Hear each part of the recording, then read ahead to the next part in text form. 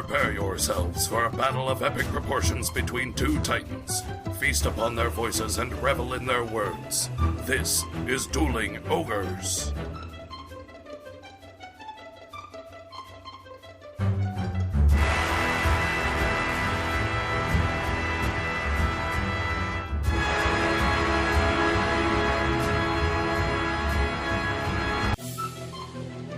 I get just under enough hours to get a lunch break. Yeah. Because that's how corporations work. Yeah. But I get a 15-minute break. So on my 15-minute break, I bought chips and salsa, ate until I was full, and had a cigarette in 15 minutes. Yeah. It was a fucking record. It was a real barn burner. You're a real barn burning piece of shit, I guess. Oh, man. It's a good thing. This time it's a good thing. Oh, okay. That's like tousling. Cool, dude. It's like tousling. Can't help it that you're terrible at catching. You're a real piece of shit. You know that, Billy? You're a real piece of shit. You know that? You know that, Morty? You're a real piece of shit. I'm kind of glad that they got away from the whole burping thing. Oh, really? I haven't. I watched most of the first season and thought it was pretty good, but that was my one complaint. Is like the burping thing was funny, and I know you told me that he would repeat it kind of because it was a lot improv, right? Yeah, well, the whole thing is improv. But it was just a lot. Well, he said that he used it as a crutch, but he also said that it became very, very tiresome to make himself belch all the time. Yeah. So, can you burp on command? Yeah. Can you make yourself burp? Ugh. That was like wet. Well, yeah. I can't do it. You just gotta swallow the air. I've done that.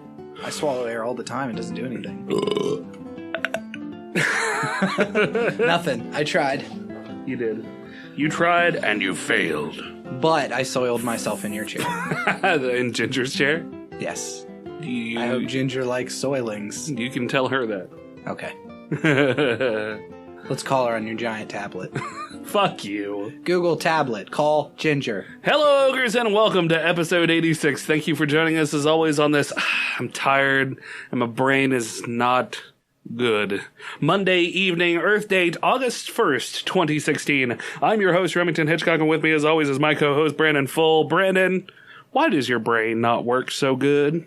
I just want all the listeners out there to have a seat, take off their shirts, and get settled in for some good old podcasting.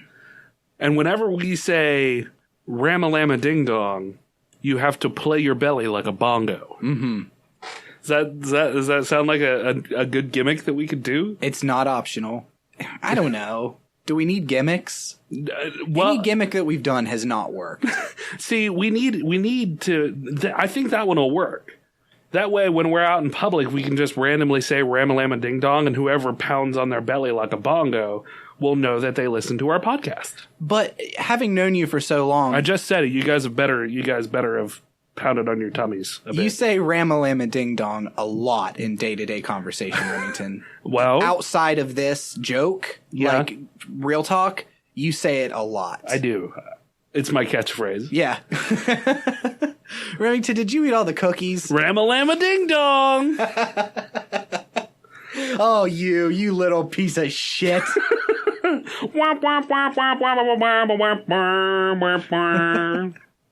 We'll be back with more. Remington, did you eat the cookies after this? Oh, did you see that last episode of the Ramalama Ding Dong show? It's on its 9th season. It's amazing. It's an institution now. It is. It's going up against The Simpsons. It's crazy. Wait a minute. Haven't The Simpsons been out for like 30,000 years? Dude, The Simpsons, I don't know what season they're on now, and I just heard this yesterday, and I think they're on like their 700th episode or something. Really? Maybe it's 300. No, but 700 seems more reasonable. Realistic. The original Simpsons, when it aired, came out when I was 10. Wow. I'm 32 now. Let's see. Or 31. I think I'm 31. Simpsons season. Why are you using the computer? Just use your tablet. I can't. My tablet only has a 3 megapixel camera? No, I'm sorry, Rem. I need to hook it up to the wood burning stove to charge it. I can't search. The internet has banned me for being so old. Simpsons debuted on December 17th, 1989. Oh shit, I was 5 then. It has broadcast 596 episodes, according to this wiki. Well, then what the fuck was I thinking of? That's not close to 3 or 700. No, you were like, if you split the difference, you would have got what you were supposed to have. Yeah, and way off on years and everything. 7th season. No, 27th season, sorry. I missed the 20 because it was separated. I was like, that doesn't make it. Those are really long seasons. Each season is 4.5 years. Yeah, that's what I was thinking. Yeah, the 7th season premiered on September 27th, 2015, so they're probably approaching their 8th. I mean, people are still watching The Simpsons, season. Obviously, right? Yeah. Do you watch The Simpsons at all? No, I don't. Yeah, I mean, I fell out years and years and years ago, and it felt like it started to get where just every episode was a gimmick. Yeah. You know what I mean? Like, here's just a random stupid Springfield episode, but Chris Hemsworth is on it. Yeah. I feel the same way about Family Guy anymore. I'd rather watch American Dad. Yeah, I used to really enjoy Family Guy, and I don't know. It's on Netflix, and like I'll catch the new seasons when they put them up on Netflix, and it's just, I feel like this is definitely part of getting older. Yeah. But it's just so mean-spirited, you know? And like the humor of Family Guy was that it would go way over the line and do offensive stuff and laugh at everybody. You know what I mean? Mm-hmm, mm-hmm. But then as it got further and further in seasons, like early on, Joe as a character the humor wasn't about him being in a wheelchair all the time. I mean, they'd make jokes, but a lot of time it was he was strong and able to do stuff besides the fact that he was in a wheelchair. Right. And then as the seasons go on, literally his entire thing is he's just a punchline of you're in a wheelchair. Yeah. And like... And your wife doesn't love you because you can't perform. That sort of thing. Yeah, and I mean, I know that that's Family Guy's sense of humor, but I guess it just got old to me. Yeah. I don't know. Yeah. So what have you been up to? Nothing worth talking about. Just working? Yeah, pretty much. You went from... I know we talked about this a little bit last episode. You went from no job to 2 jobs. Yeah. And pushing 48 hours a week now? Something like that, yeah. So that's a big jump, dude. Yeah, well, my entire goal after I started working and seeing how many hours I was working is I'm not spending any money.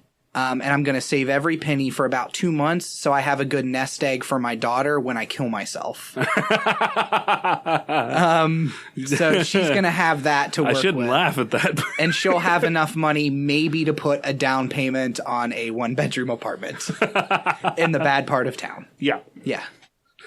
So one job has high expectations for me. And one job has very low expectations for me. Right. So it kind of works out. Because I go to one job and it's like... You are a member of the management staff at one job. Mm-hmm. And you are a lowly peon stock boy at the other one. Yeah. That's quite the dichotomy. Yeah, it's actually... I thought I was going to hate it. And I mean, my body hates me because it's not used to doing anything, really. Yeah. But it's been kind of fun because of my lowly stock position where I'm just working cashier and shit like that. Yeah.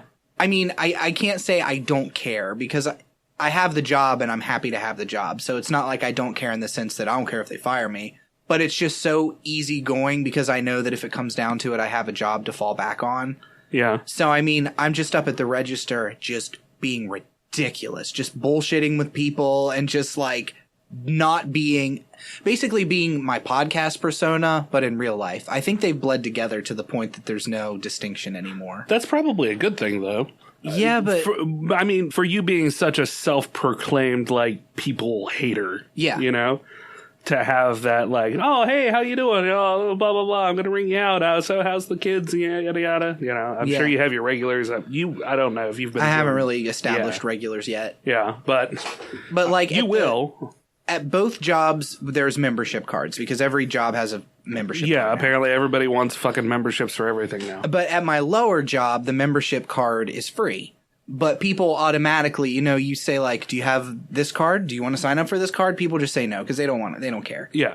But because I just really don't have anything reining me in, I mean, I'm like, do you want this card? No. It'll take me 20 seconds. You can time me.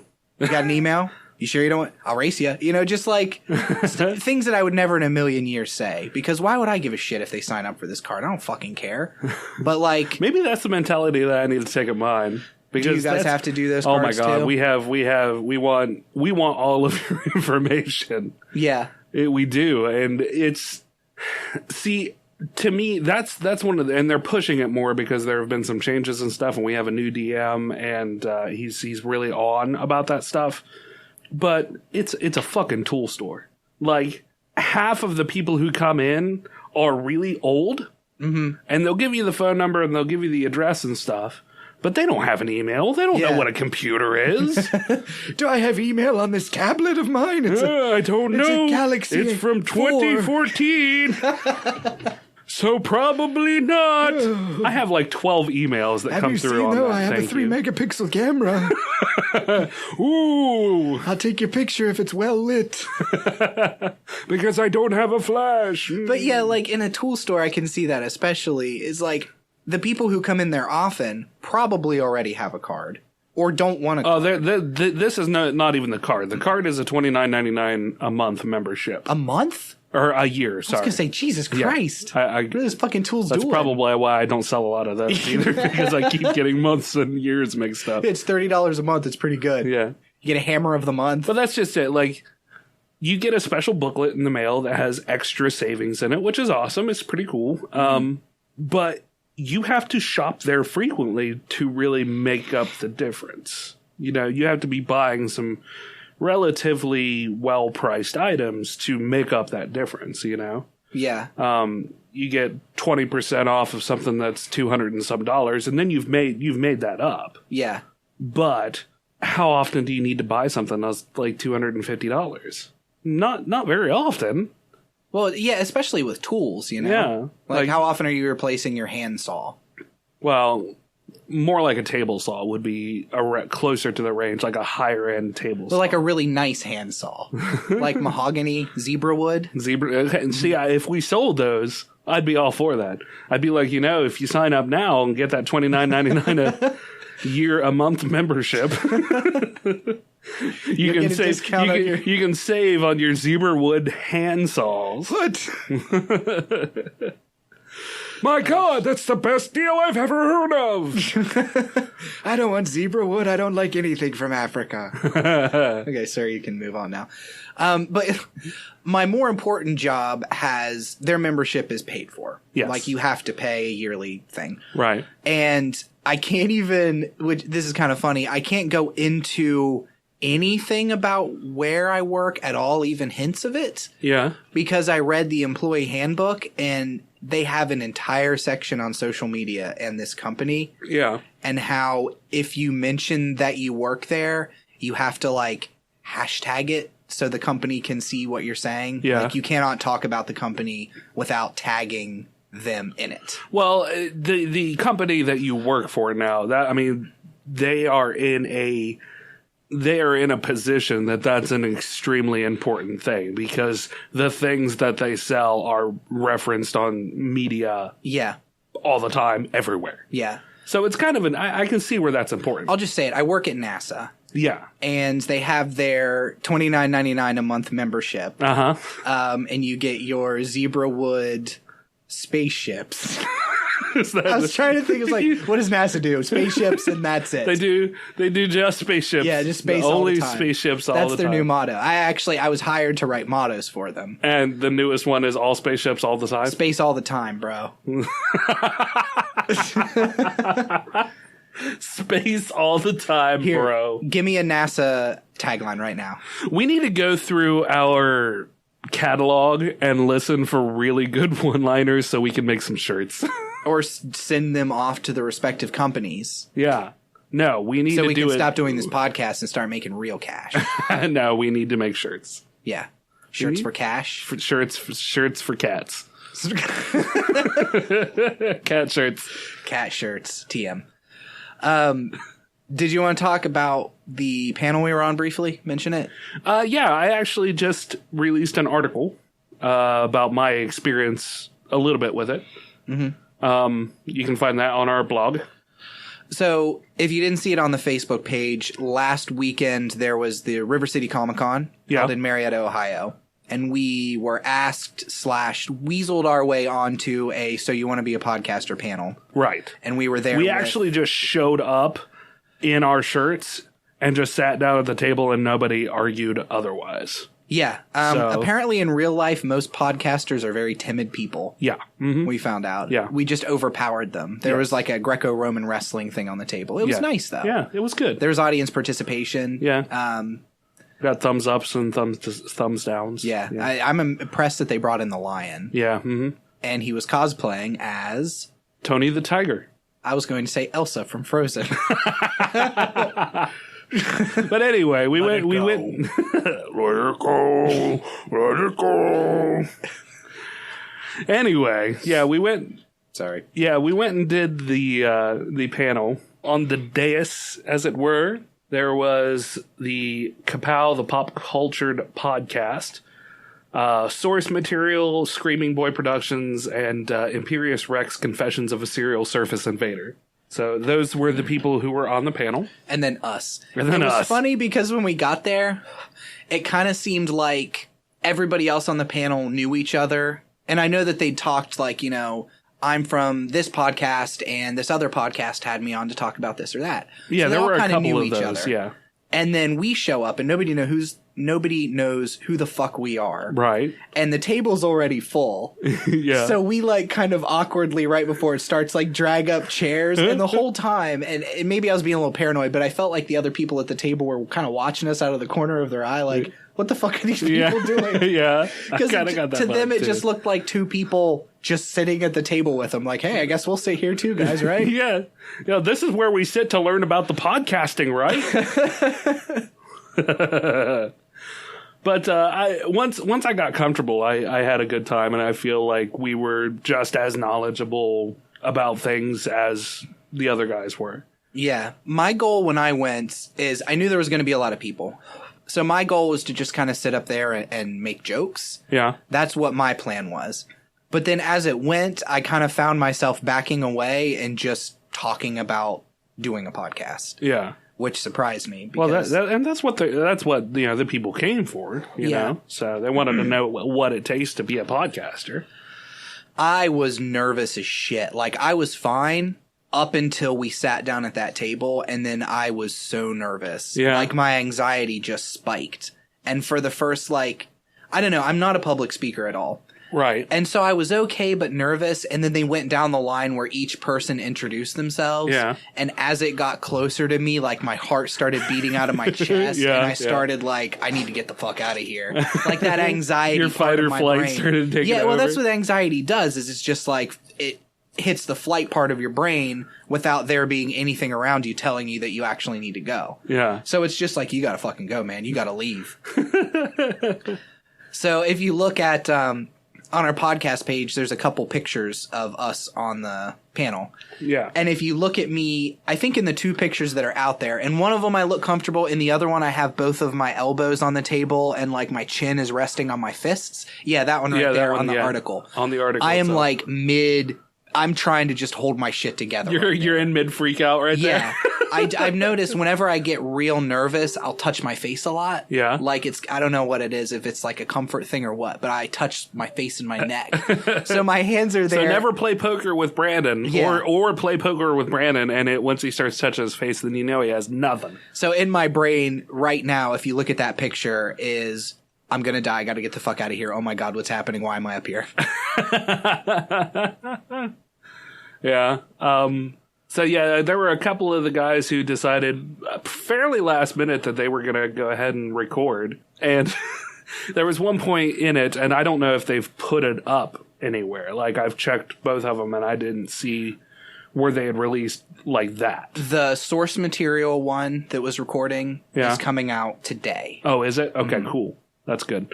But there's one point where we're talking about, you know, just audio in general, and we're talking about bumping the table and stuff like that, and just being aware of where your mic is and what's happening that is picking up on it. And like at that point I stopped everybody and like bammed on the table Yeah. just to illustrate. And I'm like, yeah, all of them are going to hate me for that when they get to edit that. And they all just completely nodded like, Yep. yep. Thank Thanks. you fat son of a bitch. We don't know who you are and you just fucked up our recording. Yep. Yeah, I totally spiked, I think is what I got there. Glad you're sitting at the end of the table. Yep. But no, it was a lot of fun. Yeah, it was. It was cool. And one of the Imperious Rex Confessions of a Serial Surface Invader is actually a local weatherman, Kurt Greenfield and his daughter. They do that. And it's a very, very niche specific podcast. And he went ahead and actually wrote an article for our site as well. Yeah. It released today as well. So, And this probably sounds circle jerky. And I imagine if I was listening to this and, you know, I didn't know us personally, I might be a little eye rolly. Because I know right now we're just like, oh, everybody we met was great and the podcast was awesome and everybody's great. I hate hearing people enjoy themselves, you know? right. But I listened after we left. I went home and I listened to 2 episodes of the Imperious Rex podcast. And what it is they go through and they pick an issue of the Submariner comic and just describe the entire issue. Yeah. Like panel by panel, artwork, the dialogue between them. Yeah. And I'm not a Submariner fan. And I really thought like, I listened to it because I was interested hearing them talk on the panel, but I didn't have super high hopes for it only because I'm not a Submariner fan. Right. But I listened to it and it's literally one of the most adorable things I've ever listened to in my entire life. It's just the dad and the daughter, like in panel 8, Submariner standing there and he looks strong and he's in his shorts and he looks very strong there. Oh, look, and there's a starfish in the background. Yes, there's a starfish in the background. And then in the next panel, yeah, it's just fucking adorable. So that's awesome. That's a non-paid shout out to that podcast. It was pretty great. Yeah, and that's one of the other things that we talked about is just working together, which is something we have mentioned before that we're terrible at networking. But talking to other podcasters, like finally, essentially for the first time. Yeah. And you know, just kind of BSing and saying, oh yeah, well maybe we should, you should can a commercial for us and we'll play it on yours and you can play us on, you know, et cetera and so on. Yeah. Just, and trade off. We'll just all stroke each other. Yeah. Is basically what it comes down to. And, I'm totally down for that. I think it's something that, and it's something that you know, you're not at odds with other podcasts for listeners, really. Well, whenever I first saw that there was another local podcast, another bigger local podcast, I texted you and I was like, "There's another podcast. We have to destroy them." Yeah, which is exactly what happened. I don't know what it is. Brandon has this weird like competitive nature that never comes out unless it's something very close to him. Yeah. So, like, he saw that there was another podcast, and he's like, I hate these guys. I haven't even listened to them, and I hate them. Yeah. I just listened to them. They're not nearly as good as we are. I'm like, are you sure, Brady? He's like, yeah, fuck them. Fuck them all. So, because I'm a shitty guy. Fuck them. And it wasn't nearly that bad, but, I mean, there's this competitiveness where you're like, oh, man, there's another thing. You know, what are we going to do? Yeah. Well, we work together. That's what we do because we're essentially talking about similar things. So why not play off of each other? That's where like networks come from. Is playing similar things and having similar audiences. Well, and the difference is the other major podcast has 3 members. Right. Whereas we only have 2. And, you know, why would a podcast ever want to have a 3rd member? There'd be no reason to have a 3rd member on the podcast. You know, it would just be a waste to have 3. It'd be a terrible idea. Only 2 podcasters ever. Yeah. Not on including this guests. podcast. Yeah. Besides, of course, guests. But besides that, only us. Ever. Feel like from the beginning of time, it's only been us. I don't know what you're driving at. It's revisionist history. I'm like the hairy turtle dove of podcasting. There's going to be 2 people who are going to chuckle at that joke. Hairy turtle dove. Anyway, what are we talking about today? I think that's a wrap. I think we're good. Are we done? Are we good? I figured we could go over some San Diego Comic-Con news that has come out. Some San Diego very Comic-Con news. Timely, 2 weeks late San Diego Comic-Con news. And speaking of third people, we were going to have somebody else come on, and because Brandon has picked up his 2 jobs, that really puts a damper on when we can record. So we kind of have to pull the trigger real quick, like you just got off work. I'm still wearing my name tag. He literally is. He's wearing his Brandon. Hi, I'm Brandon name tag. Doesn't say hi, I'm Brandon. Might as Just well. says Brandon. Mm. They spelled your name wrong. I No, like they that. did. I like Remington. that you checked. That's where you throw in your catchphrase. Remington. Ramalama ding dong. So San Diego Comic Con. Jesus. Yeah. First thing, Agents of S.H.I.E.L.D., the teaser for the next season. Did you watch any of these trailers and stuff? I did not. Oh my God. I didn't watch any of So we're talking about... talking about San Diego Comic-Con news and trailers and you haven't fucking watched any of them? I have news pulled up. You tell me to come in blind. Well, yeah, but if we're talking about San Diego Comic-Con, I assumed you would have watched the major trailers. You told me to come in blind. I have a couple of things of my own, but you tell me to come in blind. I feel like you're getting out of this on a technicality. I can't be too mad because you're right. Yeah? But you know what I fucking mean, Remington. You know what I mean. So anyway, okay, Agents of S.H.I.E.L.D. Agents of S.H.I.E.L.D. trailer teased Ghost Rider.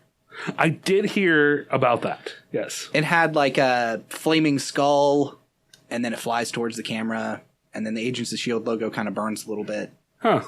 I don't know. Are you a Ghost Rider person at all? Nah, not really. Anytime I say Ghost Rider, I really have to check myself to make sure I'm not saying Ghost Writer. Yeah. Like that 90s TV show. Yeah. That was not very good. I feel the same way. And then when I think Ghost Rider, I think Wishbone. Yeah. Who was that adorable dog that told stories. Yeah. You know. God love you, PBS. So there was also a gritty trailer for a remake of Wishbone. It's post-apocalyptic. Feel like you're making this up. No, 100%. How would you know? You didn't look at any news. It's post-apocalyptic, and he goes through telling stories and acting them out while killing people for gas to power his adorable dog-sized Harley.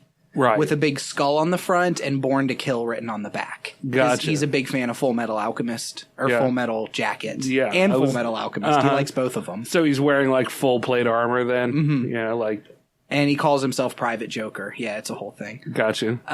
Okay, so there was a Walking Dead trailer, which you also didn't watch. Yep. Do you watch The Walking Dead? I give 0 shits about The Walking Dead. Okay, well then this is nothing. There's a trailer for the new season of The Walking Dead. The last season ended on a major cliffhanger. Yeah. They meet Negan, I think is how it's pronounced. Yes. It's like Megan with an N. Yeah. And all of the characters are kneeling in front. He's got a bat. He's going to kill one of them. Yeah. And then it ends to black right as he swings the bat and kills one of them. Right. So the next season picks up with everybody who's still alive in Negan's camp and then trying to escape, I'm sure, and doing whatever boring shit they do on The Walking Dead. Right, yeah. But in this trailer, they introduce this guy at the very end, and you see kind of his outpost, and it looks like, I don't know, maybe a school, or it's not a prison, but it's fenced in, high fences. Right. And you see dudes in armor riding horses and shit. Okay. And then it kind of pans to him at the end, and I can't remember his name. He says something like, they call me the Emperor, or something like that. But he's like this big, thick black guy, and he's got huge white dreads. He's sitting on a throne, and he just has a fucking tiger with him. Just a tiger on a chain. Wow, okay. Yeah, so I looked up his backstory, and I guess if you care about spoilers, skip like 30 seconds, because this is just his backstory. It's nothing with what's going to happen, I guess. Right. But he was a zookeeper. Yeah. And when the apocalypse happened, he hid in the tiger cage, and the tiger became his only friend. Oh. So now he explores the apocalyptic wasteland with his tiger. With the love of his life, Martha the tiger. Martha the tiger. There's more zombies coming, boss. Look out! Oh, Martha, you are a treat. They revealed at a panel Hulk's Gladiator armor from Thor Ragnarok. Oh, really? Yeah. Okay. Thor Ragnarok is a mix of Planet Hulk and I don't remember the other story that it is taking from.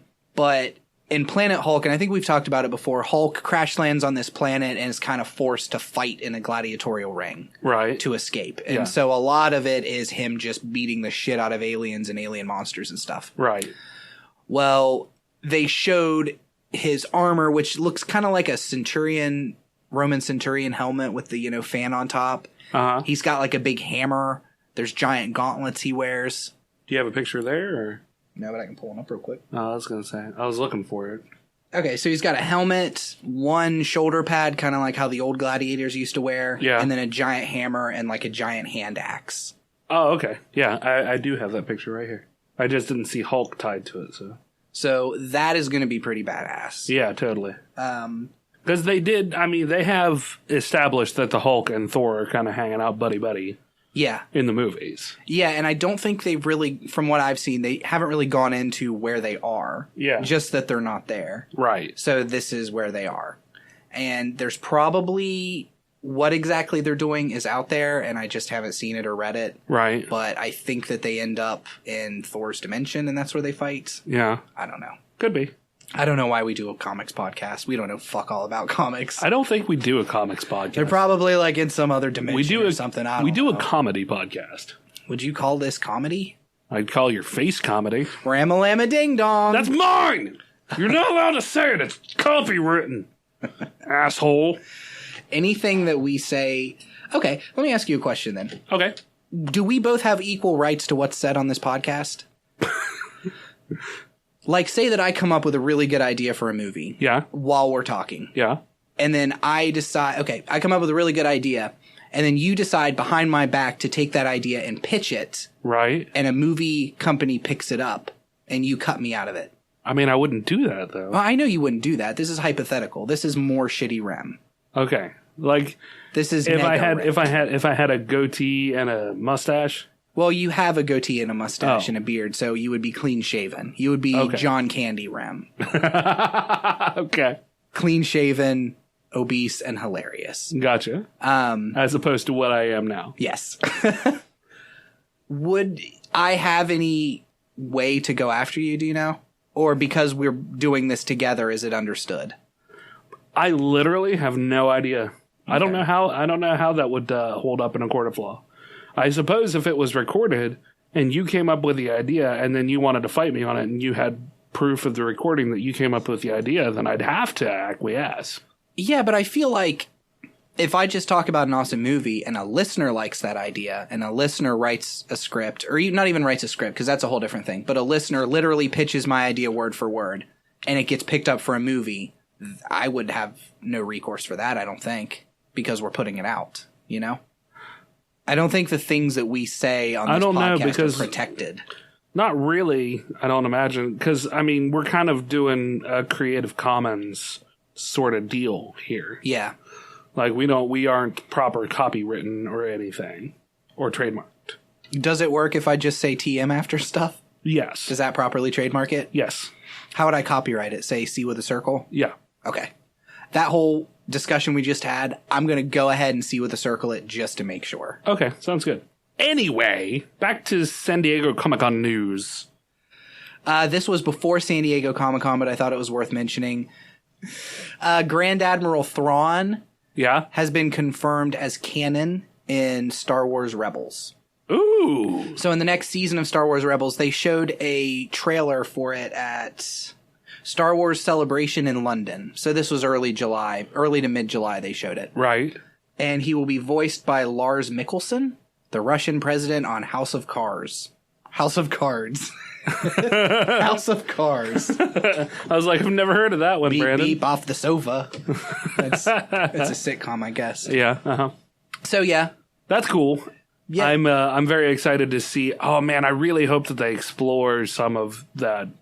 See, it's so hard to say because... The Ysalamri? No, not the Ilfaramali. The Ferengi. The Ferengi, yeah. Oh, Brandon. Don't go down that rabbit hole. No, I because there's a lot of, Timothy Zahn wrote a lot of history for Grand Admiral Thrawn. Mm-hmm. And there's so much in those books. And I don't want him to just be a fleeting character in the series. Well, good news for you then, Remington. Timothy Zahn is writing a new book called Thrawn. Yeah. That's coming out in 2017 that is canon. Oh, nice. That's cool. Not classic universe, or what's the old canon called now? I don't know. Something. I don't know. So the question is he going to basically rehash his books so it is canon? I don't know. I couldn't find a whole lot of information outside. I mean, I doubt of it. the I fact feel that he's like writing. I feel like that would be. I feel like he's too professional to phone it in like that. Yeah, and my guess would be that, with them bringing Thrawn back, there's probably some stuff that Disney has set in place. I'm sure that they said, here's what's going to happen in our movies. Here's where it's sort of going to go. So, just stay within these guidelines. Yeah, that's possible. I got the trailer here I'm watching real quick. It's super short. I just want to see if they show Thrawn with the Yelsum bobber around his neck. Well, I mean, that didn't even come around until later in the books. It was in the first one, I think. Was it? He went and... I can't remember. Either he had it already, or it was one of the first things he went and got. Oh, maybe I'm wrong then. Yeah, because there was a whole planet of them. It's been fucking 10 years since I've read the books. How do you intend to solve this problem? I need someone who sees a bigger picture. The Empire is getting better at anticipating our moves. I underestimated the commander. The previous attacks were clumsy, but this one was swift, precise. To defeat an enemy, you must know them. Not simply their battle tactics, but their history, philosophy, art. Grand Admiral Thrawn. Carabas. Embrace your destiny. Jedi and Sith, the light and the dark. I'm the one in the middle, the Bendu. Once a secret is known, it cannot be unknown. Your anger gives you strength. I will pull the rebels apart piece by piece. I must become more powerful. They'll be the architects of their own destruction. Ezra, turn away before it's too late! The key to destroying the Sith. Okay, so no, it doesn't show that he has the Yelsamar with him. Right. That trailer was fucking awesome, though. Yeah, well, and it is cool that it looks like they took most of who he was as a character. Yeah, absolutely. Because they show his focus on art, especially, yeah. Yeah. Alluding to his, proficiency with tactics and... Yeah. And I know we talked just a couple episodes ago about Grand Admiral Thrawn when the Rogue One trailer came out. Yeah. And, loving all over the trailer about how it'd be awesome if that guy was Grand Admiral Thrawn. Yeah. But it's cool that he's canon now because that means that it could set it up that as they do the later movies, he's still around. Yeah. Because Heir to the Empire took place after Return of the Jedi was over. Right. So this would have been really early on then. When does Rebels take place? Because Rebels takes place... Yeah, Rebels takes place before A New Hope. Oh, okay. And so did Grand Admiral Thrawn, right? Or was Grand Admiral Thrawn towards the tail end of that series? What, in Heir to the Empire? Yeah. He was way after Return of the Jedi. Okay. Because that was when the Empire was in pieces. And he was like kind of on the far reaches. And right. He was trying to get the fleet back together under his rule. Right, yeah. So yeah, but he's an alien, they can just I'm sure in the book it talked about how old he is, but even for us who don't remember, they can just hand wave it and be like, he's a fucking alien. What do you want? He's 100,000 years old. Who cares? It's Grand Admiral Thrawn. Why are you bitching at us? I suppose they could, but I'm pretty sure that Rebels... Yeah, because they still have Darth Maul. I mean, they have this kind of ongoing secondary storyline with Darth Maul, which they reference in that trailer. Yeah, I think Rebels is before. Or no, it's definitely before A New Hope and after the prequels. Yeah. Because there's that character that's in Rebels that is in Rogue One. Yeah. The guy that... What is that actor that you were super excited about? Not the Asian Kung Fu master, but the other guy. Forrest Whitaker. Yeah, Forrest Whitaker's playing a character from Rebels, but he's a lot older in it. Yeah, yeah. So that would be my guess. I don't know. Yeah, man, that's so weird. Because from what I understand, I don't think he got to be a Grand Admiral until... Did they say Grand Admiral Thrawn in the trailer, or did they just say the Admiral Twilight Thrawn? girl did. Okay. Grand Admiral Thrawn. Okay, that's what I thought, yeah. I don't know. I mean, all of that story happens pretty quick, though, doesn't it? Like A New Hope through Return of the Jedi. I mean, it takes place pretty quickly, doesn't it? Like, it's only a few years. Yeah, it's definitely a couple of years. So, that's one of those things that just always throws me off about timeline in a universe versus... like when movies come out and stuff. Yeah. Because it took, several years between the movies to come out. Well, and until Disney bought them, the books were considered, in quotes, canon, and there was Shadows of the Empire.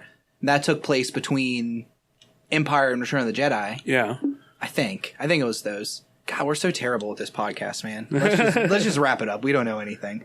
But with Dash Rendar, and Luke was involved in that whole thing, and Han was, so. That's true. So weird. I mean, there's... You can say that we're crappy at it, but that, number one, we're drawing off of stuff that we read about, years ago. Yeah. And number two, it's not canon anymore. And number three, it's nebulous at best to begin with. Unless you have, like, a timeline set down in front of you. But this is another sign, and...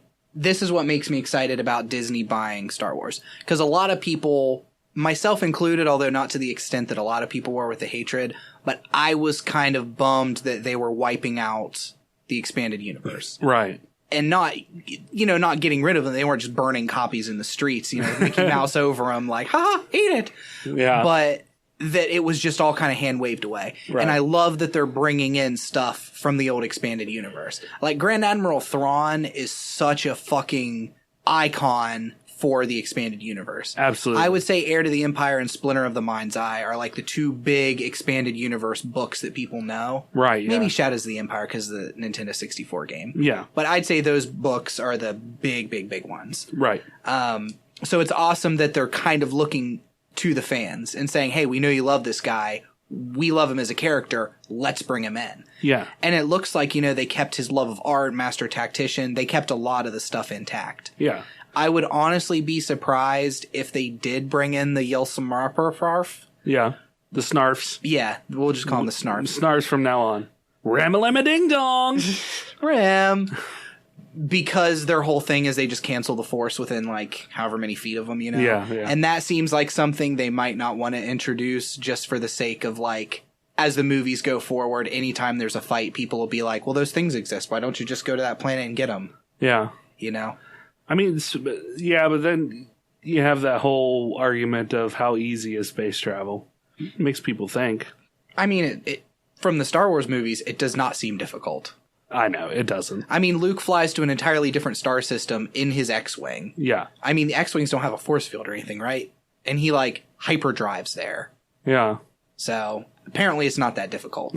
I guess you could just go and be like, oh, hey, Grand Admiral Thrawn has a Snarf. That looks pretty sweet. Yeah. Let's go there and get one, too. Yeah, we're all going to go get some Snarfs. Yeah, everybody. Suddenly it's this fashion thing. Jedi are out of business. Yeah. It's a whole mess. So speaking of Star Wars stuff, I'm going to segue off of yours. Oh, shit. You're going to hyperdrive to the next story. I'm going to hyperdrive. Mega space travel. Hyperdrive to some cosplay. Can I just say real quick, I will never be able to become a voice actor if any time they voice a major badass bad guy, they always sound like this. Like Grand Admiral Thrawn has the same voice too. Like, why does every badass evil guy have to have a voice like this? Or a voice like this? Like, why can't there be a bad guy with a really nasally, obnoxious voice who talks a lot? I would have been a great Grand Admiral Thrawn. That's all I'm saying. So anyway, in Star Wars cosplay news for the San Diego Comic-Con, Adam Savage actually cosplayed as Kylo Ren. He usually does at the San Diego Comic-Con several different cosplays. Who is Adam Savage? From Mythbusters. Oh, okay. Not the mustache guy, the other one. Yeah. Okay. Not the walrus mustache guy. Okay. Yeah. So anyway, for those of you nerds who do know what the Mythbusters are. I know what the Mythbusters are. I just am not on a first name basis with them. Jamie Heineman is the other one, by the way. Well, tell him I said hello next time you go to his house for dinner, Remington. I will. You're so connected to him, apparently. So anyway, he was cosplaying as Kylo Ren. You can actually find a video of it if you go over to the Tested YouTube channel. That is Adam Savage's kind of where he talks about all the different kinds of things that they're tinkering on. It's kind of Mythbusters is over. So they're still doing things, Jamie and Adam. On their YouTube channel? Yeah, well, Adam is. They don't ever have Jamie on there. I don't know if Jamie... Yeah, I think that was Adam's own little brainchild, I think. There had to have been a moment after the show ended and Adam went to Jamie and asked him if he was interested in the YouTube channel. And Jamie's like sitting in a darkened room as Adam pitches it. And Jamie sips from his brandy and slams down the glass. And he goes, "I'm tired of busting myths! Get out of here!" Well, they don't do any myth busting, though. Exactly. He put such a fear in Adam. Yeah. That there's no longer any myths being busted. Right. So anyway, he talks about the complexity of the outfit. And he actually makes his own gorget, which you know what the gorget is? I have no idea what a gorget is. It's like the leather neck piece that goes around right here to protect your neck. Oh, okay. Like what you would see knights wearing? Yeah, okay. Exactly. It's called a gorget? Yes. Huh. So there's actually a video in there where he's making this gorget, and then he has the helmet itself, and of course he's hooked up with all kinds of talented costumists and artists and things of that nature. So he can get that stuff. I mean, I'm sure he still pays for it, but probably not as much as a normal person would. Yeah. I feel like when you get to that level of celebrity, you would just have people who'd be like, "Hey, if you want to dress like Kylo Ren, here's this helmet." Yeah. So he gets dressed on the con floor, tucked away in a little cubby almost, just like surrounded by boxes, but at a table. And it's funny because he has two people like helping him get into this outfit, and he said it's 10 pounds of fabric. Holy shit. Yeah. And he goes through and he walks the floor and he says that he's found out and people know that it's him, within about 4 minutes. And he comes back and he says, I can see where Adam Driver was talking about that the costume itself kind of lends itself to the Kylo Ren character because it really makes you kind of stand straight. Yeah. And it's very constricting, but not in an uncomfortable fashion. It looks like he's basically got a corset on. Yeah, almost. So he talks about it's just, I don't know. I find that kind of stuff interesting. I don't cosplay myself just because, well, like we've talked about, I feel like there aren't very many characters that I can pull off. Yeah. I don't want to walk around as a fat Kylo Ren. I don't. Yeah. So well, that's what seems cool about the cosplay community is it doesn't matter. It's not going to be like he's a fat Kylo Ren. That's a pretty cool Kylo Ren. Right. And I know that. But to me, it matters to me. There are very few things that I am like face value vain about. Mm-hmm. I'll take off my shirt right in the middle of Walmart if I have to. You took your shirt off literally as soon as I stepped through your door today. I did. And started rubbing your breasts at me. I did. So I did just that. That's in my own house, but I would do that in public too. Yeah. But, if I'm dressing up like a character, I want to look the part. Mm-hmm. So, and that's just me. I know that the cosplay community wouldn't care if I were a fat Kylo Ren. Yeah. And this is going to be a first for the listeners because I'm actually not going to be super shitty to you, Remington. Yeah, you're fat. Yeah. But I don't think you're not built like just a schlubby, big gutted fat guy. You know what I mean? Right. Like you're kind of built like a rectangle. Yeah. Mm-hmm. So I think that you could pull off. I mean, yeah, you probably would kind of look like a fat Kylo Ren, but I think in between like the constricting of the costume and you have broad shoulders, I think you could pull it off. Yeah. You just look like a beefy Kylo Ren. Right. You know, like a more savage Kylo Ren. That would be like cool. cut the sleeves off, maybe not all the way off, not like a wife beater, but like down to the elbows, where you see like your super hairy arms, and then have like his cross lightsaber, but maybe have it as an axe instead. Yeah. Just combine it. Kylo Ren and dwarf. Yeah. Dwarf Kylo Ren. Yeah. See, that sounds good to me. Yeah. I could pull off an orc, I'm sure. Yeah, I could see that. Yeah. There's all kinds of characters you could cosplay as being a fat guy. The Blob. Yeah. There's not a lot of fat characters, are there? No, there really isn't. I could do a John Candy. Yeah, that's true. You could be John Candy from Uncle Buck. I could. That would be good. Yeah. I gotta say, and I love the cosplay community from the outside that I've looked at. It looks like a lot of fun to get into. Right. And if I had more self-confidence and money to save up to go on trips, I think I would cosplay. Or skills to build your I'm outfit. actually pretty good at sewing. I can sew pretty well, and I can follow patterns and stuff. Yeah. I'm just giving you a hard time because you are technically the more artistic of the two of us. Yeah. Why technically? Huh? Why technically? Because you haven't been doing a whole lot of creative stuff that I've seen. I haven't been writing. Yeah. I've been drawing some. Have you? But I haven't seen you. You used to be really good about posting pictures of stuff that you draw, and now you just don't anymore. So. You know what? This is funny to bring up now.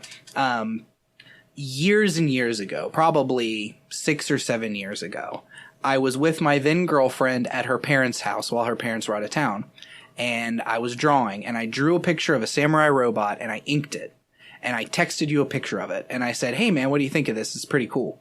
And you said, not to be shitty, but you do the same pose in every picture. You should really try to branch out. Uh-huh. Constructive criticism. Yeah. But that has stuck with me ever fucking since. Oh, really? And I want you to know, yeah. I don't know why. It completely is constructive criticism, but seriously, when I got it at the time, I showed it to my girlfriend who was like, what the fucking asshole is he? Just even draw? Fuck him. But as I've been drawing, I've been trying to, that stuck with me though. Yeah. You know, in kind of a fuck rim way, but it's stuck with me where I'm trying to go outside of my comfort zone and actually draw action. Yeah. And it's kind of cemented that I just can't get movement in my drawings. I'm not good at that. Right. I got you. I'm sure that you have several anecdotal things that revolve around the fuck rim mentality. I'm sure if you really sat down and thought of it. If I sat down and made a list, I could probably fill half a page. Yeah. Easy. But college ruled. That's one of the best things about us. Yeah, like we have continued to be friends for this long, and we don't hate each other. Mm-hmm. And it still strikes me as funny that you have gotten older, and you have mellowed, and you take constructive criticism better, but you still hold on to that old mentality, that old Brandon mentality of like I was genuinely giving you constructive criticism. Yeah. But you still have that fuck rim mentality to an extent years down the road. Yeah. Oh, it's hard for me to let go of that kind of stuff. Yeah. I don't know why, and it's something I don't like about myself, but it's hard for me to let. But you've gotten so much better about taking it over the years. Yeah. Too. So I could tell you, like talking about the podcast stuff, our pops and clicks and stutters and stuff like that. You've taken direction about that so much better. Well, and we talked about this on the panel, but I don't know, 3 or 4 months ago when you called me late at night to just play me the super cut of every time I went before I started talking. Yeah.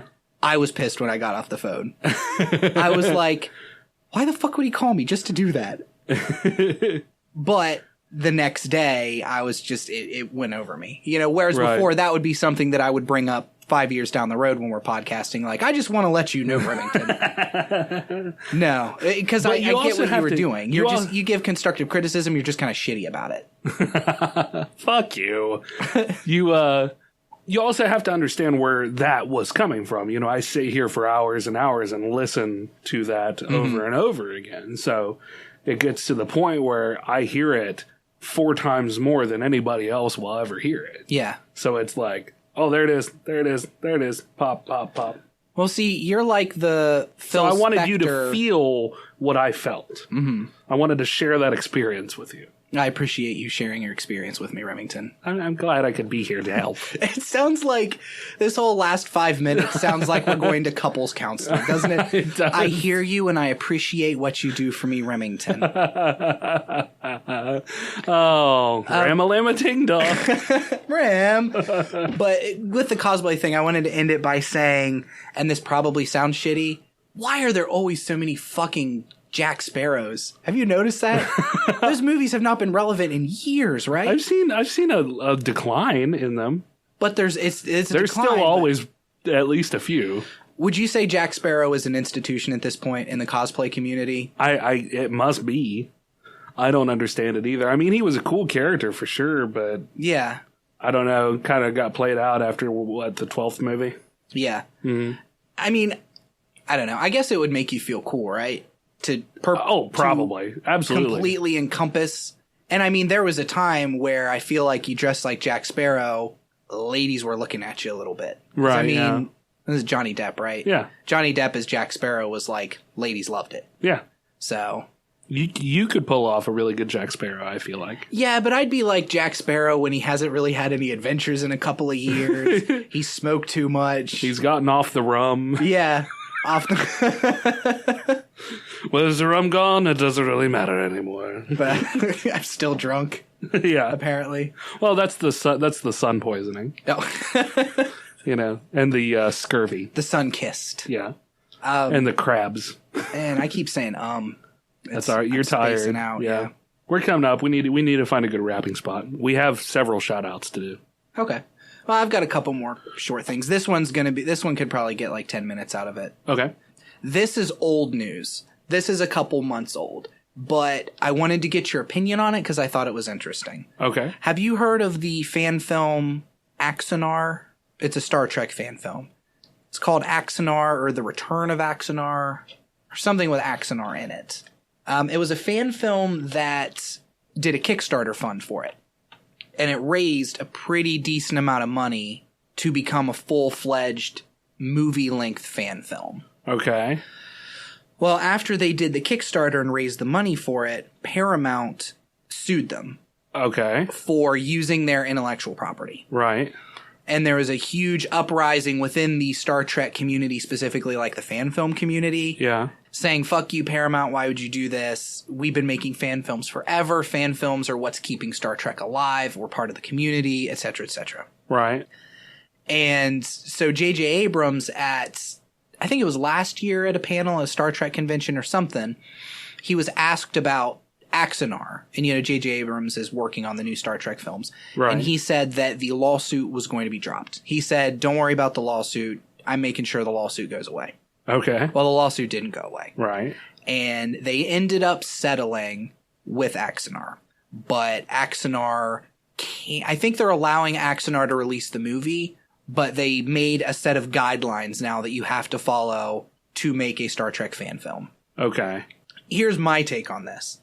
A lot of people still within the community, and I guess I'll preface this by saying what I typically say. I have not read completely up on this, and I don't know, so take my opinion with a grain of salt, whatever. Right. A lot of people in the community are saying that's still shitty. Paramount's new guidelines for fan films, they're stupid, they're kind of draconic. It sucks. Right.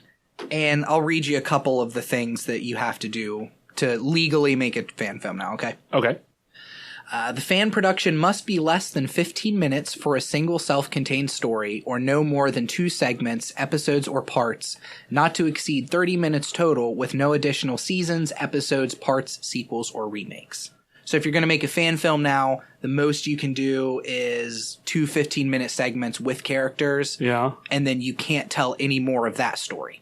So they're keeping you from being able to make a full fan film like Axanar is. Gotcha. Axanar, if you want to pull up real quick and see what Axanar made on Kickstarter, and while you do that, I'll read a couple more, okay?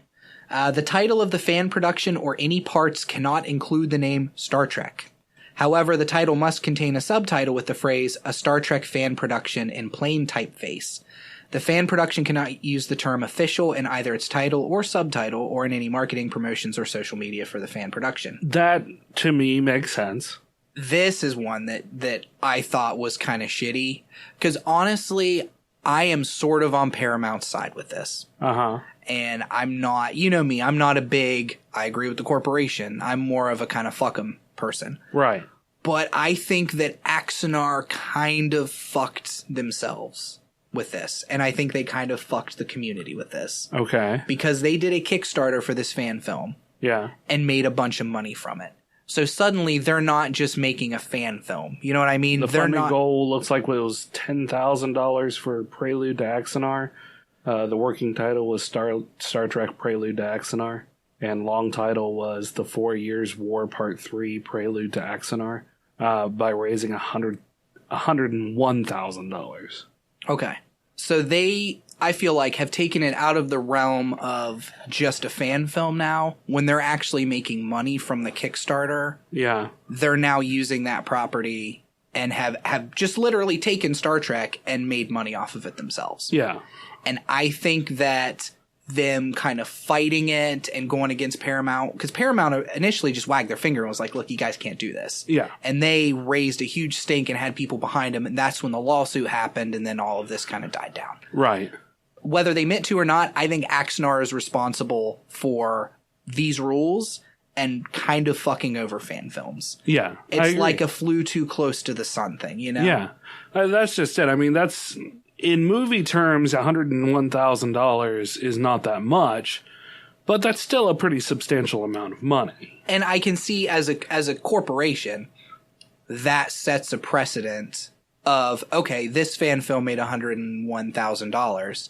So what are the people who did Axanar?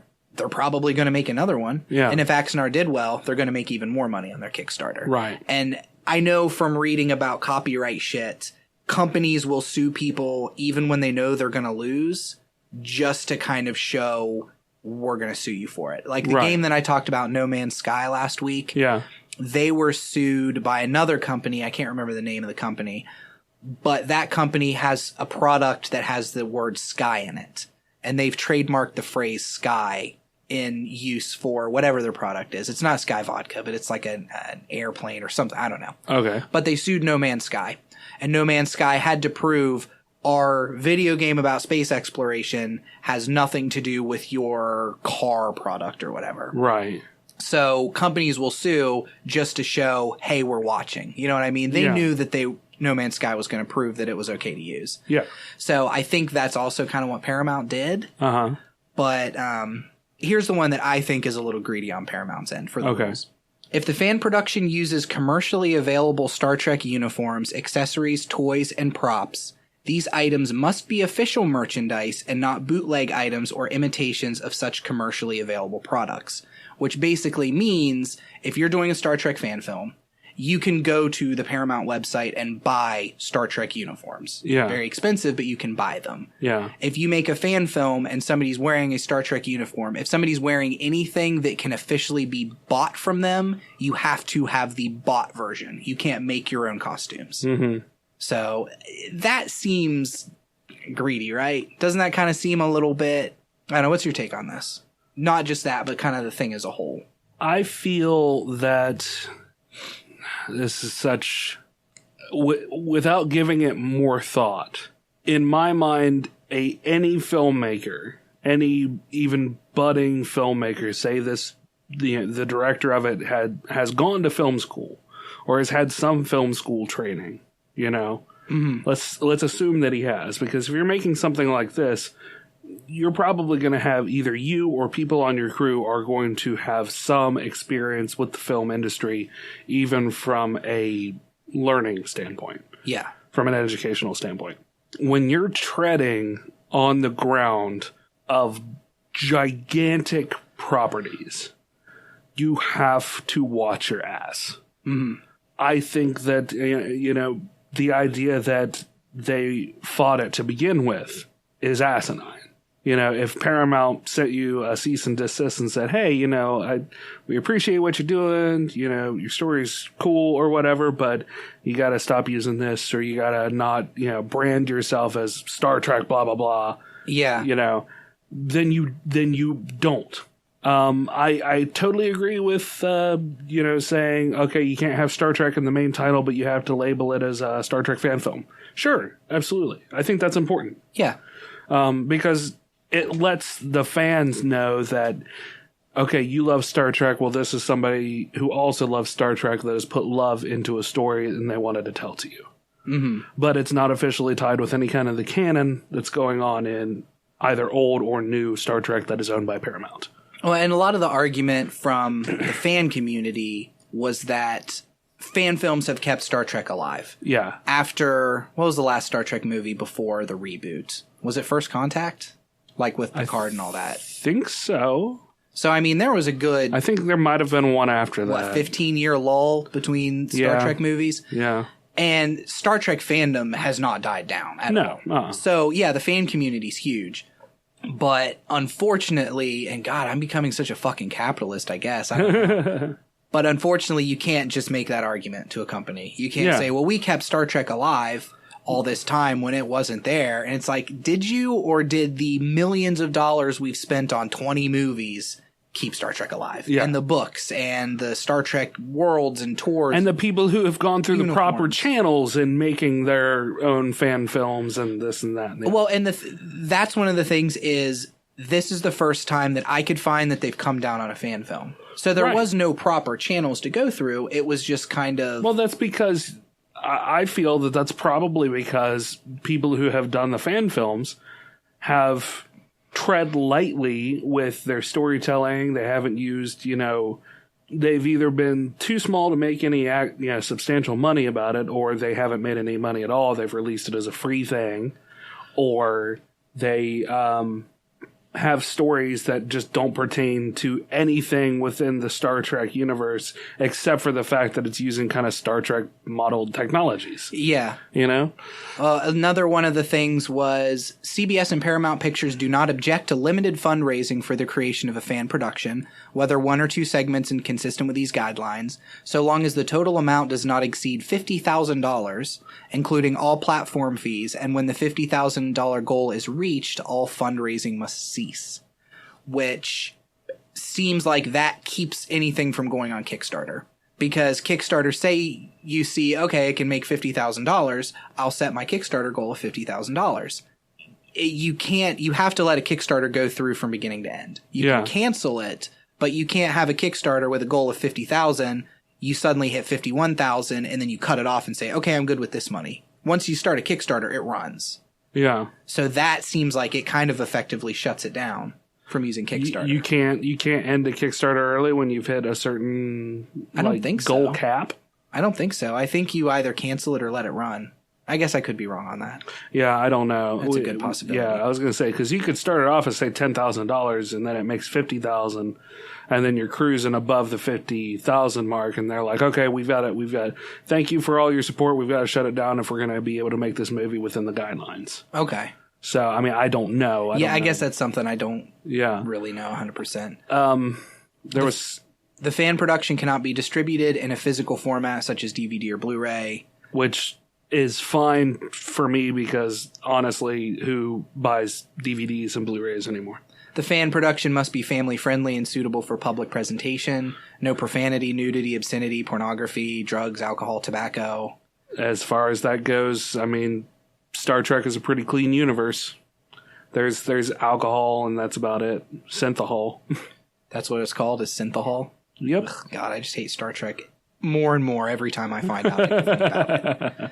So yeah, and it's one of those things that it's like whenever I have my daughter, right? Mm-hmm. And I put her to bed at a certain time, and I say you can read for a little bit, but you need to turn the light off by 10:30. Yeah. And then I go to my bedroom, and I'll check, and she doesn't have the light off, and it's 11 o'clock, and she's reading. As long as she's sitting there reading, I let it go.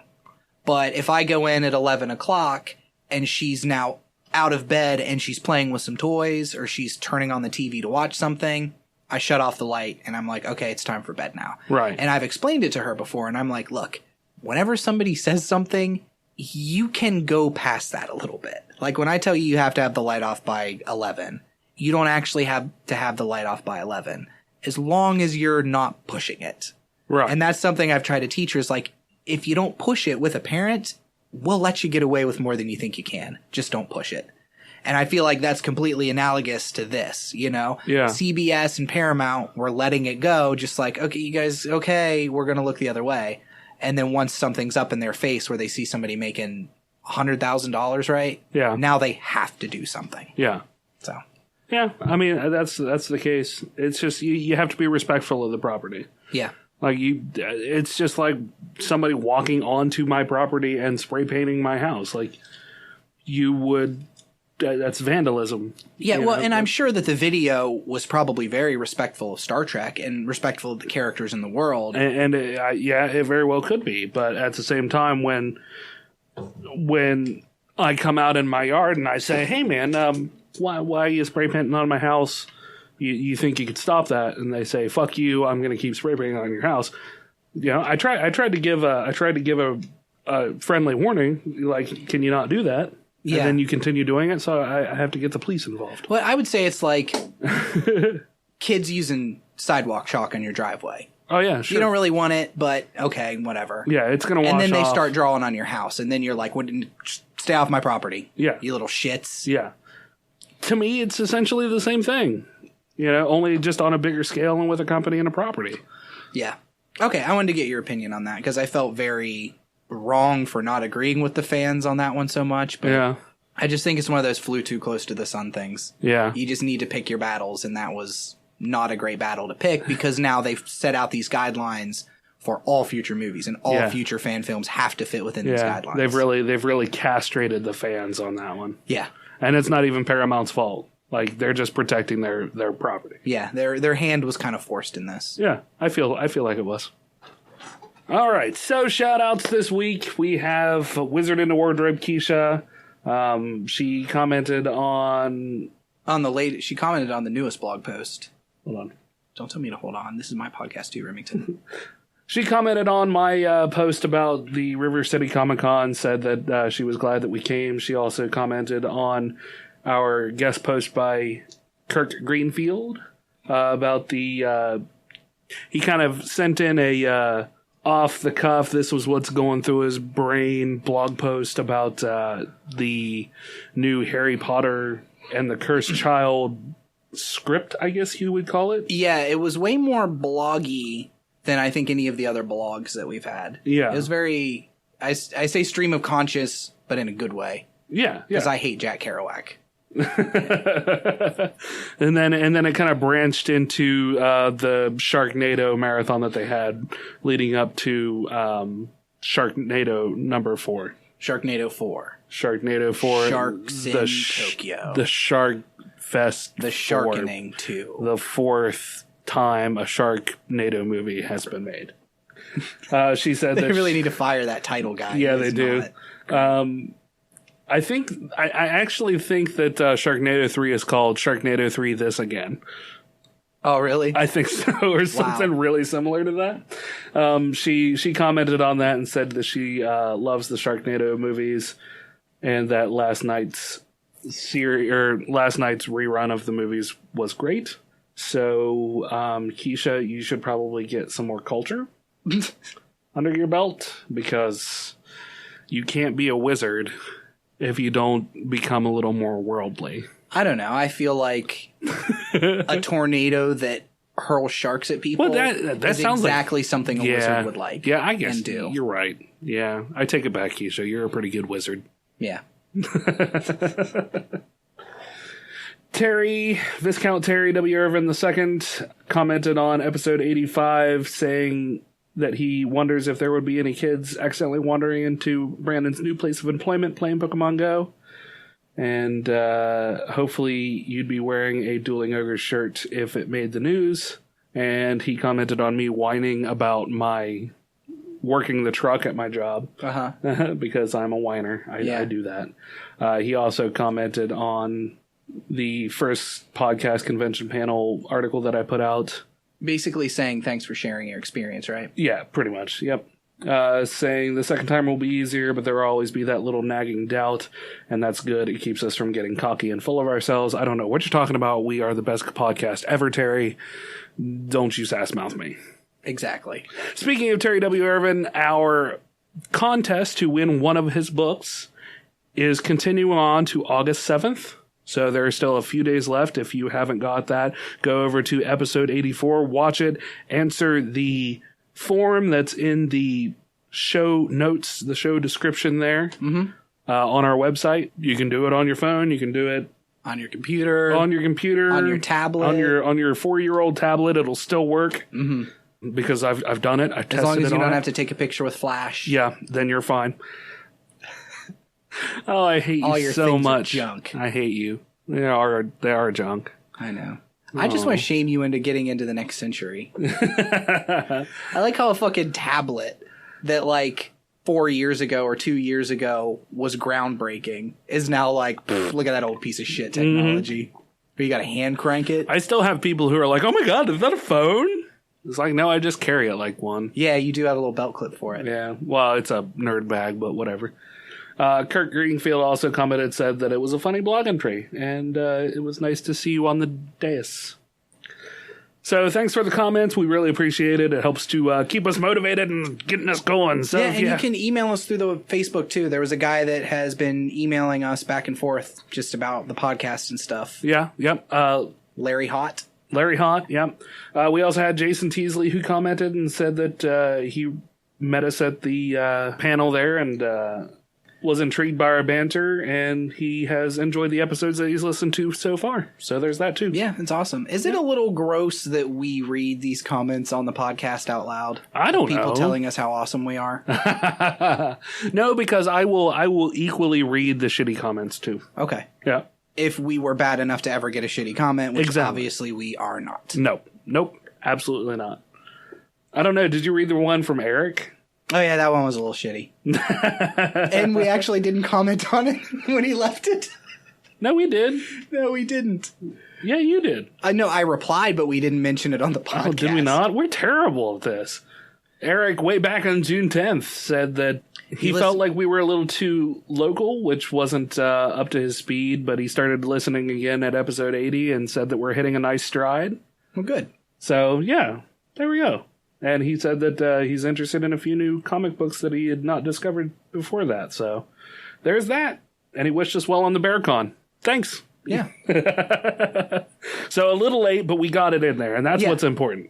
Because we're shitty at networking. And we've established that. And I wouldn't really say that's a shitty comment. No. It could be a nicer comment. You're just saying that because we know Eric. And I'll remember it until the day I die. Yeah. And then 7 years later, Eric, he'll come up to you and he'll say, you remember that time that you left a comment? I just want you to know that it stuck with me. It was constructive criticism and it kind of pissed me off at the time, but thanks anyway. Yeah. Dick. So if you have any questions or comments, or you'd like to be berated on air, you can call us at 978-DU-OGRES. That's 978-386-4737. No wonder nobody calls us. We're horrible people. We love all of you, and we all say it in good jest, in good fun. You can also reach us on Twitter at Dueling Ogres, email us at duelingogres@gmail.com, or leave a comment on the Facebook page. Make sure to check out our website to read the couple of articles that we just put out, duelingogres.com.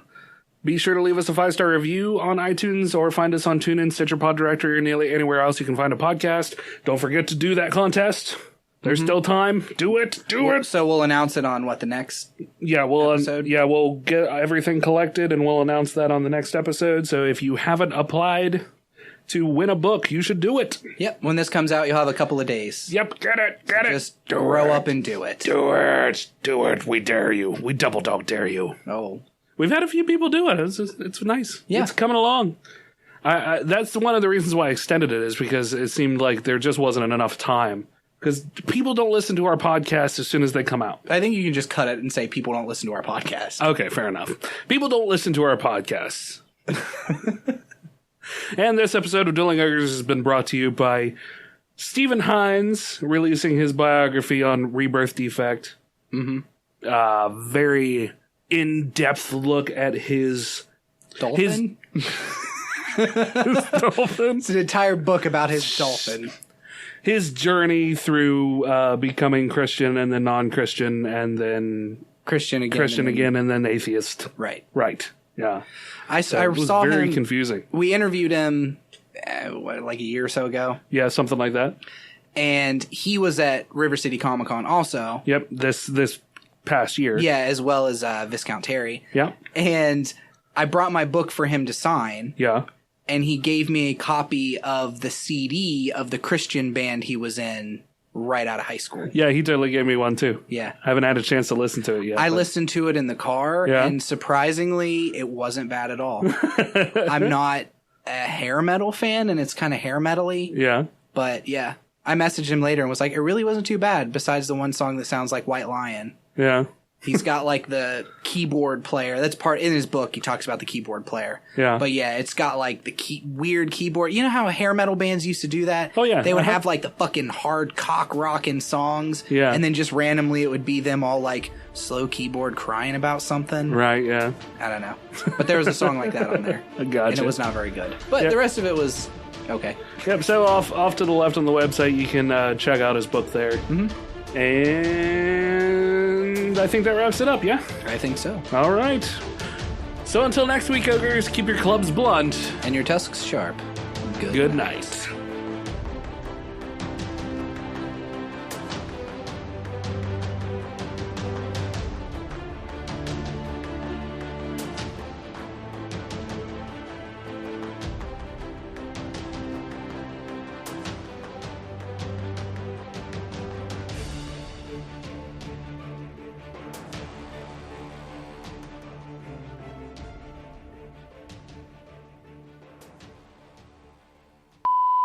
I'm so hot.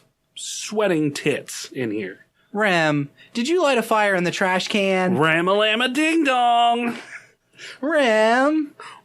Can we do that for episode 100? What? Can we do like a fake 5-minute sitcom about you? Yeah? With you saying your catchphrase? Totally. I mean, with the joke Can obviously... Can we do a 30-minute one? Can we do a 15-minute one? Yeah, but the joke would get so old. You couldn't have more than 2 Ram-a-lam-a ding-dongs. Otherwise, it would run it into the ground. Isn't that kind of the point, though? I mean, it's a one-shot. Yeah. Isn't it okay to run it into the ground if it's a one-shot? Yeah, but not if it's like 15 minutes. Well, I mean, it's not like it's going to be the only thing that I say. See, I like that. Just bust through the door, ram-a-lam-a-ding-dong. Hey, Rem, how's it going? Ram-a-lam-a-ding-dong. So what do you think? It's got to be something like Full House style, or even like Brady Bunch style. Yeah. Like you're getting ready for prom. Obviously, you have to be in junior high or high school. Yeah, absolutely. Yeah, you could be getting ready for prom. You snuck out and borrowed your dad, who was me. Yeah. Borrowed my car for the night, and you ran over a trash can and dented it. Yeah. It was my new Muscle T car. Muscle. My fire car. Your firebug. My firebug. Your firebug bird car. Yeah. Your trans fire am. Your trans fam. I think that could work, though. I think it's something to work with anyway, right? Yeah, I mean, it's a start. Yeah. Yeah. Make that happen, buddy. Okay. I'm far too busy doing all of the other things. Now I'm going to have to go back and watch Fuller House again. Yeah, you are. I can't believe, I guess this will be in the outtakes real quick. I can't believe we didn't talk about the Wonder Woman trailer. We didn't didn't watch, I know. I heard it was badass. You didn't even watch that? I heard it was badass. It's cool. Yeah, I don't know, maybe we'll talk about it next week if I remember. But it was really good. Yeah. It wasn't intentional that I left it out. I just forgot to write it in my notes because I was thinking that the trailers I watched would be more fresh in my head. Yeah. But yeah, the Wonder Woman trailer looks really cool. Yeah. There was also the 2 minutes they showed of the Justice League movie. Yeah. And I feel like it's just because I have a chip on my shoulder about those movies that I didn't really like the trailer. Yeah. I don't know. At this point, I'm so biased that I feel like I can't even really talk about them without my bias coming through completely. Right. But yeah, it's just in the trailer, and after we're done, Rim, definitely watch it because it's only 2 minutes. It's Bruce Wayne going around and he meets Aquaman and he meets the Flash and he's kind of bringing them in. I saw that. Oh, you did? Yeah. Okay. I don't know where I saw it at, but I did watch that one. I think the internet. Well, I think Wizard shared it, and I watched it okay. through her Schmomo. What'd you think of it then? I thought it was okay, to be honest. My feelings with it are that... It looked funnier. Yeah, and I know that's what they're going for. And this is why I'm such a fucking biased, hypocritical asshole. Because Batman v Superman was so dark and so serious. And that's what people said, is it's so dark and so serious. So obviously they're taking a different approach and trying to inject some humor in Justice League. Right. But Ben Affleck still talks like this is Batman all the time. Even with Bruce Wayne. And I just don't think you can have it both ways. Like, Batman, in that, he's given, like, sarcastic eyebrow raises and, like, whoa, you're quick. Just, like, little jokes. Yeah. But you can't have Batman be the sarcastic comic relief guy and also the dark Batman that you've already set. You've already set that he's dark Batman. And if you want character continuity... Like, yeah, Bruce Wayne had a sense of humor. Like, my favorite Batman's the animated series Batman. I just love that Batman. But, like, I don't know. I just don't think you can suddenly have him be the smart-assy one. Because he wasn't really a smart-assy one in the other movie. Like, Flash, the guy playing the Flash was awesome. Yeah. That part was hilarious. I don't know, man. Let's watch it again. I don't know. I haven't seen the Batman v Superman, so I don't know how he talks as Bruce Wayne in that. Mm-hmm. Does he have the Batman voice throughout the entire movie, even when he's Bruce? Yeah. Then maybe he just decided to not really disguise his voice. I mean, he's not talking like Ben Affleck. Yeah, I mean, the Batman voice is a little more gravelly than his Bruce Wayne voice. Yeah. But that's his voice. So it's subtle. Yeah. But I don't know. And like I said, I know it's just because I'm biased at this point, so... See, because, I mean, I think it looks good. Yeah. No, I think it looks good. Yeah. I think Aquaman looks fucking cool. Mm-hmm. Flash looks awesome. Cyborg, you don't really see enough to really know anything about him. That drives me nuts. Like, they gave everybody else, and then they're fucking shitting on Cyborg. Yeah, it's just like, Cyborg, hey, there's Cyborg. I heard you were a thing. Yeah, I'm a thing sometimes. Catchy tagline. Yeah. I don't know. Yeah. That seemed dumb. I would have liked to have seen Cyborg get a little bit... the same treatment, at least. Yeah. As the other two guys. Like, they show him before Cyborg being cyborged, and then after. Yeah. It's just like Batman, I mean, Flash, Wonder Woman, Aquaman, and Cyborg. Like, yeah, just at the very end, like, and Cyborg. Exactly. I don't know. I mean, it's probably because a lot of people don't know who Cyborg is. Yeah. Compared to the average moviegoer who knows the Flash. I don't know. I mean, Cyborg is pretty big in Teen Titans. Yeah. I mean, he was a main character in the serious and the comedy version of the Teen Titans, so I think people know who Cyborg is. And, like, I'm not used to working a day for anything. Right. So I stand, like, my first... it's getting better now, but, like, my first 4 or 5 shifts between the 2 jobs, 5 hours, 6 hours, or 8 hours. Yesterday I worked 9 hours. And I get home and, like, my feet are sore and my back hurts. And I'm like, I didn't even do anything. I sold shit to people. I moved a mattress today from a standing position to a dolly. That's the physical labor I did. But my back is just like, oh, God. I have Pep Rally stuck in my head. It's apparently a new Missy Elliott song. I don't know. Yeah. It's pretty annoying. Missy Misdemeanor Elliott? Pep Rally! Bounce, biggity, bounce, biggity, biggity, bounce, bounce. Shit, you not. Didn't she perform at the Super Bowl last year? Is that why she's back again? I don't know. Probably, I think, maybe. Yeah, because she sang Get Your Freak On with Beyonce or something. Yeah. Or Rihanna. Or one of those Rihanna, other famous... Beyonce. One of those other famous... Famous what, Rem? Black/mulatto. Oh. Personalities. She's got personality. Were you doing Bare Necessities, though? Is that the song that you were doing there? Yeah. Yeah. Look for the bare necessities, the simple bare necessities. Are we announcing winners on this episode? No. No? I extended it. God, didn't you even... You shared it. Did you even read it? Look. Shut up for a second.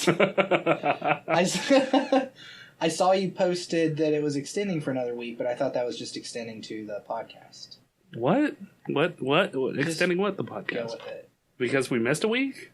No, because I thought the week was starting from the time we recorded, and now we were going to announce on this one. No. I extended it to August 7th.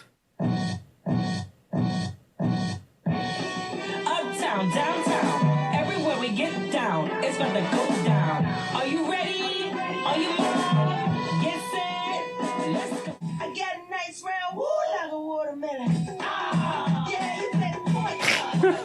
Understand you playing real hard. My team, we win the yeah, so keep it day down. Uptown, downtown, everywhere we get down, it's about to go down. Are you ready? This is a 4-minute song. Wow. Let's go. It goes left foot, it goes right foot, it goes left foot. Oh, it has a dance in it. Well, yeah. Turn around like it's gold. Back it up, so you know you got control. You with that?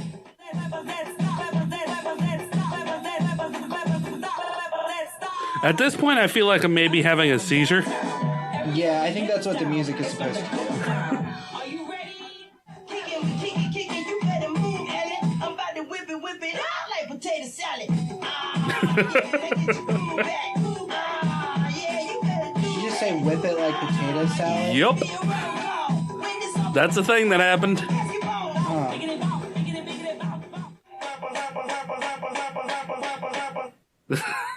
Wow. That was pretty fucking stupid. It's 4 minutes of our life we'll never get back. Yeah. Yep. Babies? Oh my glob! Bounce, biggity bounce. Biggity, bounce, bounce. Oh man. Biggity bounce. I had a news story. Oh no. But I didn't.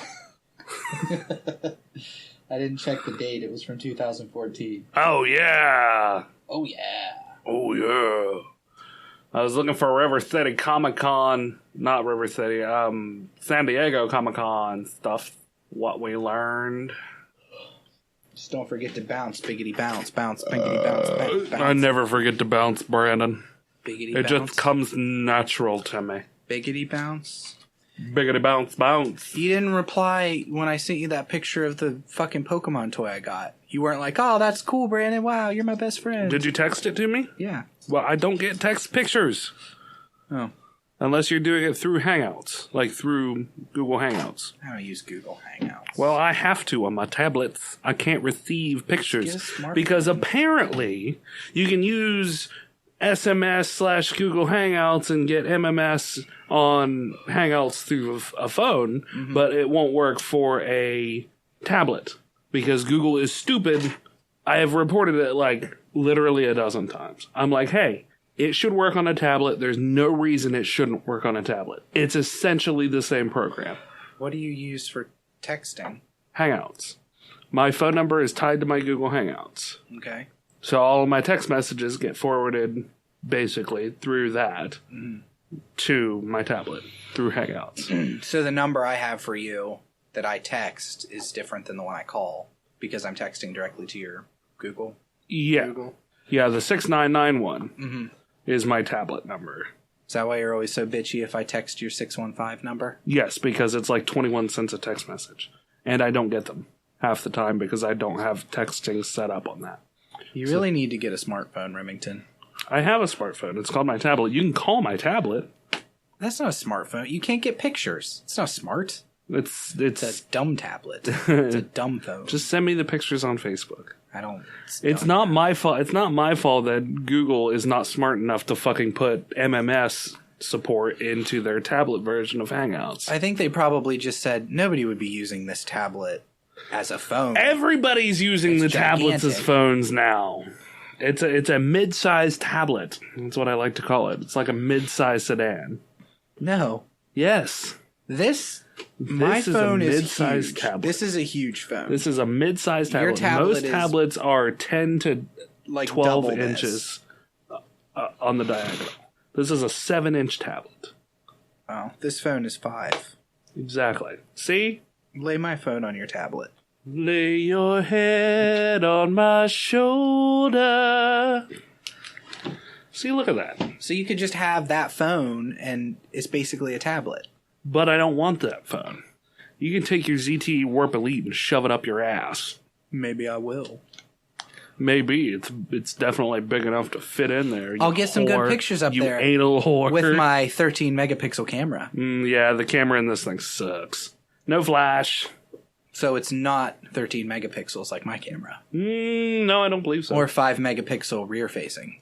Actually, yes. For selfies. Yes, my selfie one is 5 megapixel. Pretty sure. I do not take selfies. I know you don't. I mean, I do sometimes, but very, very rarely. I only do it when it's really funny. Yeah. All right. What? Really? Is that it? What is it? Huh. I guess it's only a 3 megapixel camera. It's because that tablet's 1,000 years old. It was released in 2014. In technology years, that's 1,000 years old, Remington. That's like 20 years old. I guess it's a 1.3 megapixel and a 3.15 megapixel. That's weird. I thought it was more than that. It is nice, though, and I am kind of jealous that after you take pictures, you get to go into the dark room with your tablet and put the things in the chemicals and hang them up. Yeah. Have a brandy by the fireplace, the wood-burning stove that you use for heat. Yeah. Okay, here's a conundrum for you. Here's a puzzle for you to solve. Okay. My hot water stopped working at my apartment. Okay.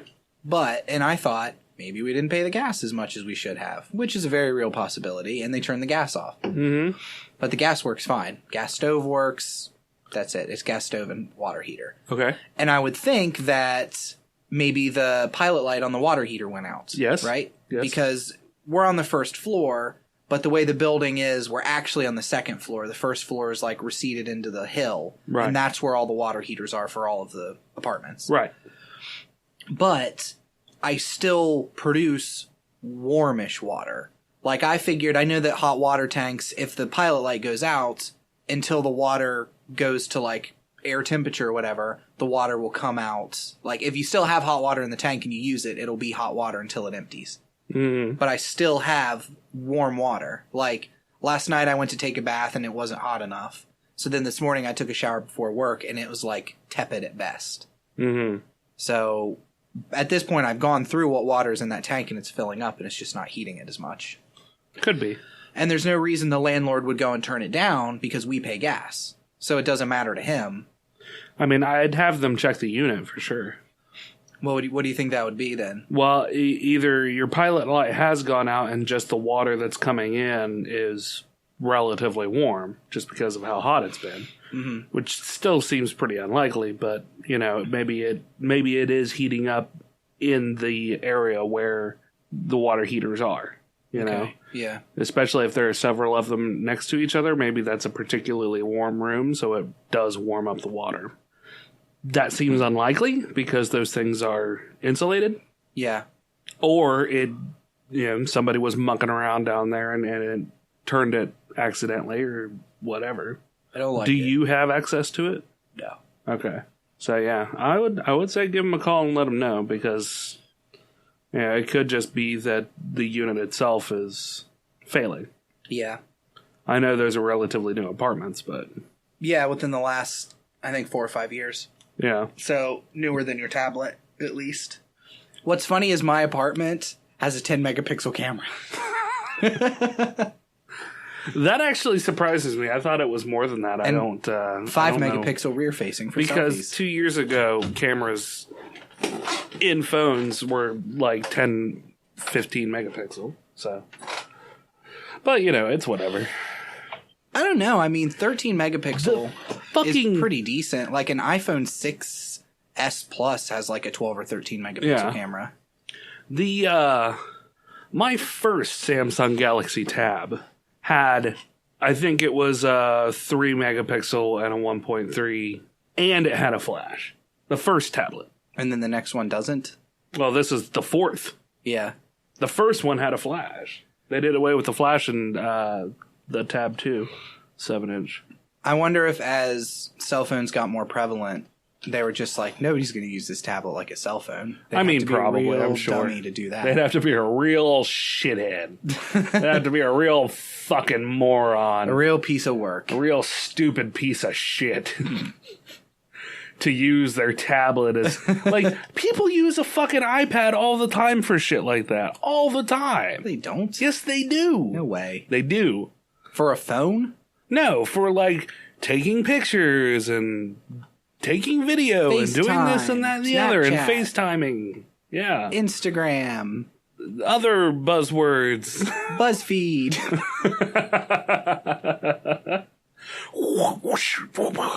That's the BuzzFeed noises. In case, yeah. BuzzFeed videos.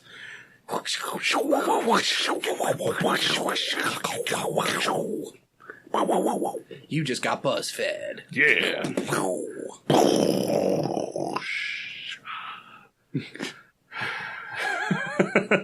What's happening, Brandon? I don't know. I don't even know anymore. I don't even know anymore, Ram. All I know is that you have to bounce, biggity bounce, biggity biggity bounce, bounce. Bounce. All I know is that you have to bounce, biggity bounce, biggity biggity bounce, bounce. Have you noticed that, like, over half of our outtakes are just us singing now?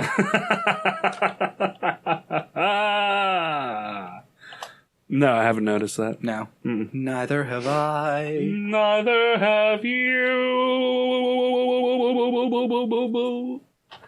I need a fucking word for the day. Bounce. I'm not doing bounce. That's stupid. Do bounce, biggity bounce. I'm not doing bounce, biggity bounce, biggity biggity bounce, bounce. Why not? I'm not even doing pep rally. Give me something else. Bouncing. I'm not doing it. Well, what are we talking about? San Diego Comic-Con? I guess. Is that what we're talking about? I assume so. You know what happens when you assume, Brandon? What, Rem? Poor Oomies. I don't know. I'm tired and my brain is not good. I'm tired and my brain is not good. Alright, that'll work. With, there was the Kapow pop, fuck, shit. Fucking got it right first time. Nice. Well, let me go ahead. Kapow, shit. The Kapow. Biggity bounce, biggity bounce, bounce. Missy Elliott, you get out of here. Missy Elliott, you get out of my podcast. Bounce, biggity bounce. There was source material. Hold on, I'll pull it up. I'll pull it up. Hold on. I want to seem like I'm knowledgeable because I actually remember the stuff. Whereas you're like, let me just... I just wrote the article last night. You think I'd know this thing. Yeah, seriously. All right, go ahead. No. All right. No. I'm about to bounce, biggity bounce. Biggity, biggity, biggity bounce out the fuck this room. Sorry. Turn that off so it quits making noises. Oh, I'm sorry. Were you busy Facebooking while we were recording a fucking podcast, Remington? No. I was turning off the Facebook that I left open in the background so it didn't make any noises in our podcast, Brandon. Sign out. I did. Good. I completely lost my train of thought. You're just talking about working together. Yeah. I love how it never fails almost that somebody is fucking mowing when we are podcasting. It's Monday fucking evening. You live in suburbia. Everybody mows all the time. That's like 90% of what people do is just mow their yard. Don't they do that shit on the fucking weekend? Who in the fuck's mowing? Die in a fire. Hope it catches fire and burns you at the stake. Would you feel guilty if that happened just now? No. Like as soon as you said die in a fire, they just caught fire? Nope. I would wonder when I got carry powers. It's kind of like that Twilight Zone episode. Yeah. Or was it the movie where there's the little boy that can make people do anything? I don't remember. He turned people into a jack-in-the-box. I think that was the movie. Okay. Yeah. Good podcast. Anyway. It gets louder as you actually start talking. I'm stopping this. Okay, bye, everybody.